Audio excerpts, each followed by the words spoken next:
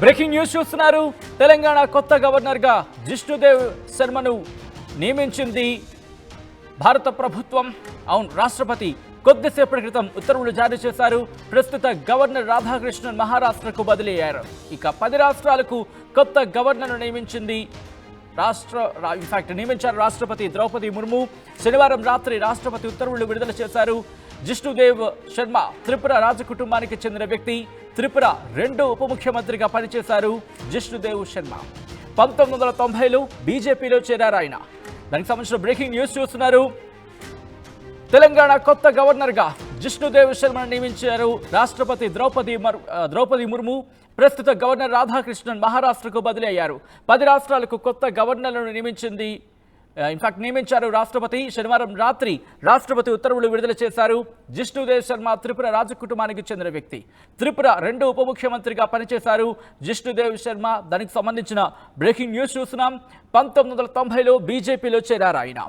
Right, Telangana 4వ గవర్నర్గా జిష్ణుదేవ్ వర్మను నియమిస్తూ రాష్ట్రపతి ఉత్తర్వులు జారీ చేశారు. కేంద్ర ప్రభుత్వం 10 రాష్ట్రాలకు గవర్నర్ను నియమించింది. ఈ నేపథ్యంలో ఇందులో 7 కొత్త వారని చెప్పుకోవాలి. 3 ఒక చోటు నుంచి మరో చోటికి బదిలీ చేసిన పరిస్థితి. శనివారం రాత్రి రాష్ట్రపతి ద్రౌపది ముర్ము ఉత్తర్వులు జారీ చేశారు. త్రిపుర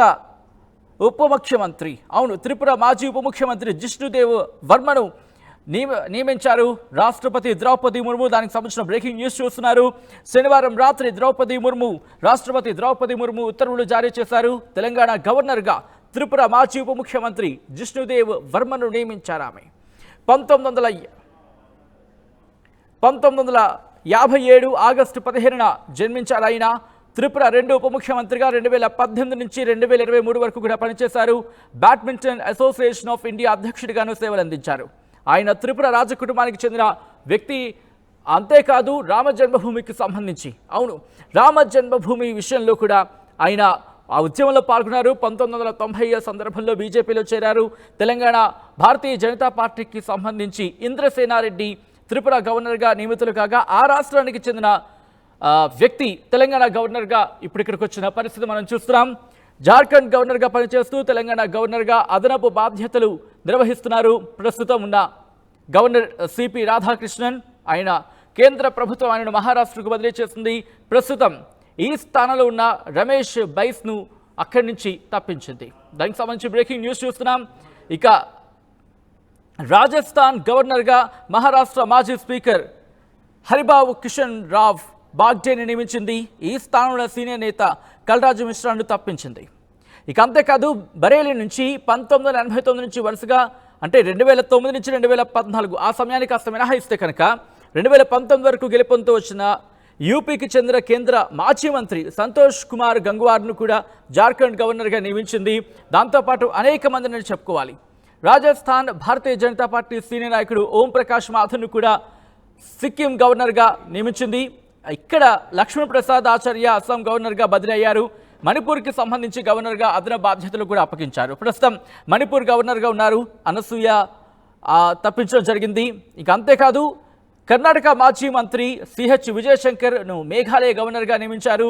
ఇక్కడ ఉన్న ఫగు చౌహాన్ను కేంద్రం తప్పించిన పరిస్థితి. ఇక దాంతోపాటు అస్సాం గవర్నర్ గులాబ్ చంద్ కటారియాను పంజాబ్ గవర్నర్గా, దాంతోపాటు యూనియన్ టెరిటరీకి ప్రభుత్వం గుజరాత్ ముఖ్యమంత్రిగా మోదీ పనిచేసినప్పుడు ఆయన ముఖ్య కార్యదర్శిగా కూడా వ్యవహరించిన పరిస్థితి. ఈ నేపథ్యంలో మొత్తం కొత్త వారిని 7 ఇక్కడ గవర్నర్లుగా నియమించిన పరిస్థితి.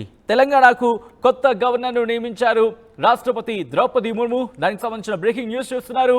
తెలంగాణ కొత్త గవర్నర్గా జిష్ణుదేవ్ వర్మను నియమించింది కేంద్ర ప్రభుత్వం. ప్రస్తుత గవర్నర్ రాధాకృష్ణన్ మహారాష్ట్రకు బదిలీ అయ్యారు. 10 రాష్ట్రాలకు కొత్త గవర్నర్ను నియమించారు రాష్ట్రపతి. ఇక శనివారం రాత్రి రాష్ట్రపతి ఉత్తర్వులు విడుదల చేశారు.